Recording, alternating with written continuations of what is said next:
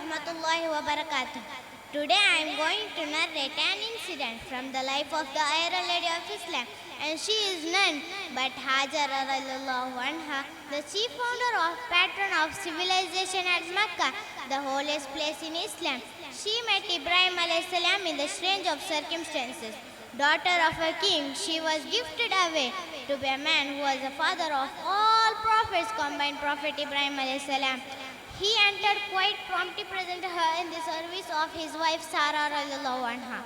Prophet Ibrahim alayhi salam was childless at that time, and Sarah radiallahu anha, being a generous woman, asked her husband to marry Hajara radiallahu anha, the younger girl in the hope of an era.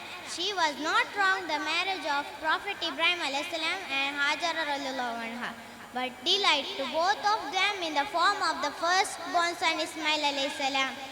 In a desert where the sun blazes away, angrily wanting them to melt everything that it sets his eyes on, as the husband turns away, leaving them behind all alone. She calls him, inquiring where he was leaving them in that God-taken first desert. No responsible comes along the spite of many hearts and felt appeals. Prophet Ibrahim alayhi salam did not want to look back, test his hearts and friends to make a man, saying his wife and his first abandoned. Thank you, Jazakallah khair.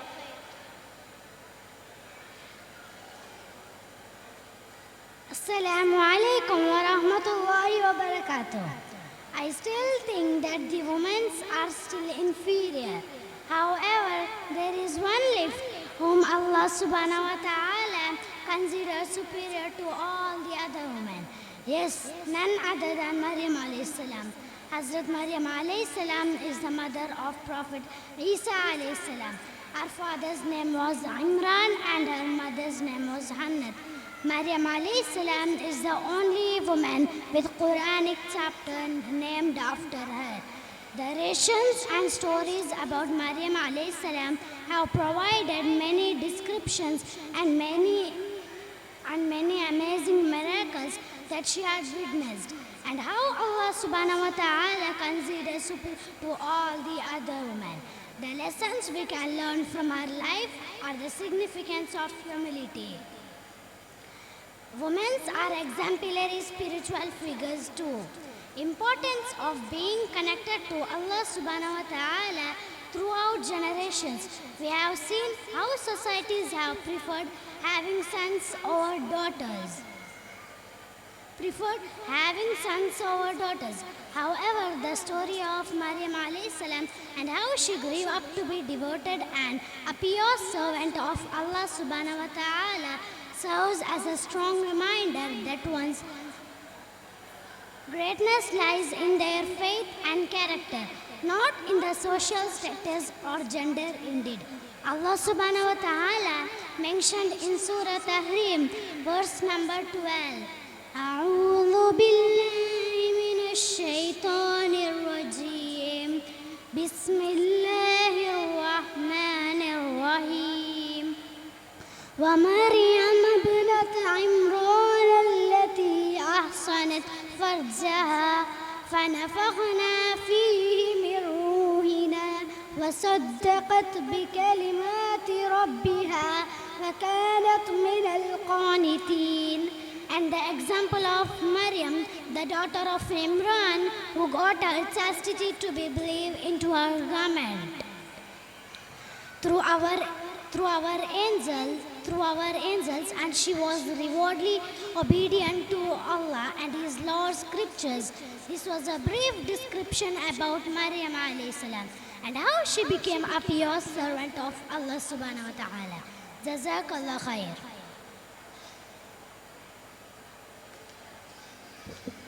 Assalamu alaikum wa rahmatullahi wa barakatuh. I'm going to talk about very special person who sacrificed the world. Affairs of the year after that person, Asirallahu and was queen. She was a wife of one most powerful man to walk in the earth. She lived her life, pedals, wealth, luxury, and yet she knew that her home was paradise. She was not attached to this life. She was not defined by wickedness of the man. She married and my and sole independence from her husband. And, and her heart was slave to these beliefs. Asya refused to submit to tyranny of her husband, but instead chose to devote her and soul to God. And in the story of Asya, was real is an last example of woman who says, hereafter, over all the glitters of the world, and who love for the God, whom with the inspired to take on the greatest talent of the all the time and give her life in the process. Prophet Muhammad Mustafa sallallahu alaihi wasallam said, many men reach this perfection, but none of the women reach perfection except Maryam, the daughter of Imran, and the Asya, the Pharaoh's wife. Asya is an inspiration woman who reminds us that the world is temporary of the hereafter, all the eternal. Jazakallah khair. Assalamu alaikum wa rahmatullahi wa barakatuh. I am speaking about whom Allah had revealed in the verses of Quran. She is Qala bint Talaba radiallahu anha, also a companion of Prophet sallallahu alaihi wasallam. Qala bint Talaba lived during the Prophet time in Medina. She was married Aus ibn al-Samit. One day they have argument of divorce. Hamai saying to her pagan custom of divorcing a wife by saying, "Be to me is my mother's back."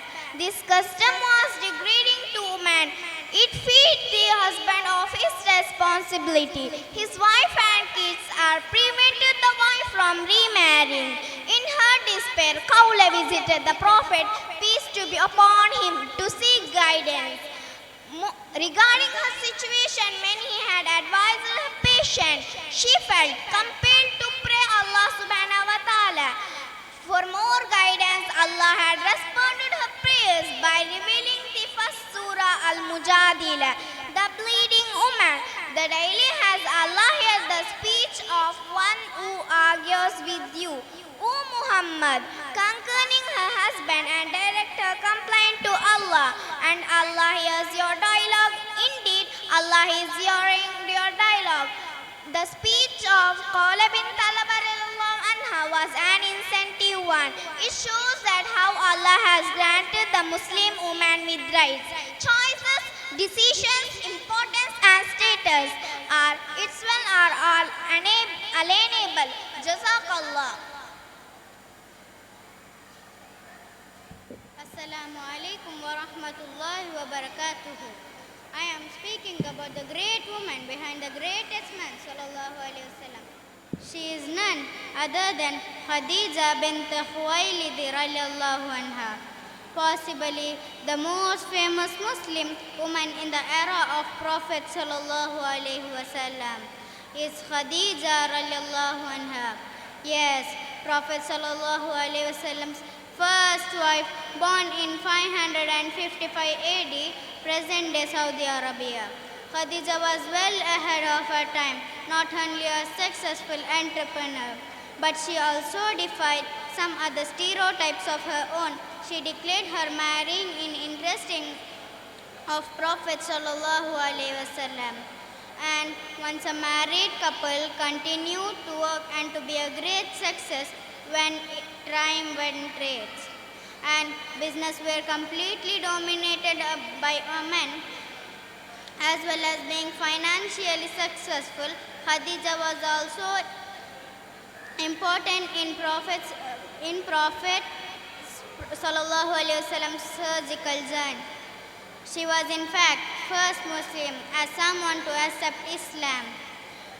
Khadija radiallahu anha believed Prophet sallallahu alaihi wasallam when everyone else disbelieves. Khadija radiallahu anha considered Prophet sallallahu alaihi wasallam to be a truthful when other people are considered Prophet sallallahu alaihi wasallam to be a liar. Khadija radiallahu anha has very high position near Allah the Almighty, and Allah has sent the greetings through His messengers sallallahu alaihi wasallam. Subhanallah. Upon receiving the revelation, Prophet sallallahu alaihi wasallam was naturally confused, scared and confused. Yet Khadija radiallahu anha believed her husband, encouraging him, supporting him until her death in Makkah 1619 AD. This was the beautiful story of Khadija bint Khuwaylid radiallahu anha, a great woman, a successful businesswoman, a followers of Islam, first followers of Islam. Jazakallah.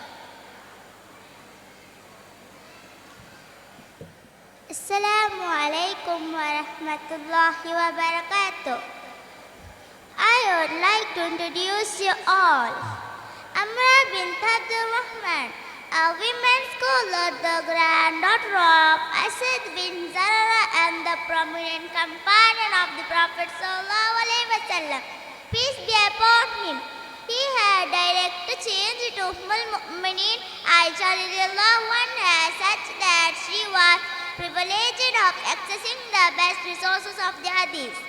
In fact, Sufyan bin Uyayna said of her that the most knowledgeable the people of the hadith narrated by the lady Aisha radiallahu anha were three: Al-Qasim bin Muhammad ibn al-Siddiq, Urwa bin Zubayr, Amra bin Abdul Rahman, being a teachers to the likes of Imam Zahari. Amra's expertise that of her male contemporaries. Imam Malik's Mauta narrated of an incident with the judge of Medina at that time. Abu Bakr bin Hazm sentenced that a Christian thief hand be cut off. Amra heard the case and she sent one of the students to the Qazi, informing the Qazi that she was sent by Amra bint Abdul Rahman. As we can see, she had rare collections of the hadith. In fact, Umar bin Aziz often copied because he was afraid that knowledge would be whipped up and scholar would disappear. In the end, I would like to say that indeed Allah had made an obligatory upon every Muslim to seek knowledge. And the story of Amra bint Abdul Rahman cites as a perfect example of it. Jazakallahu khair.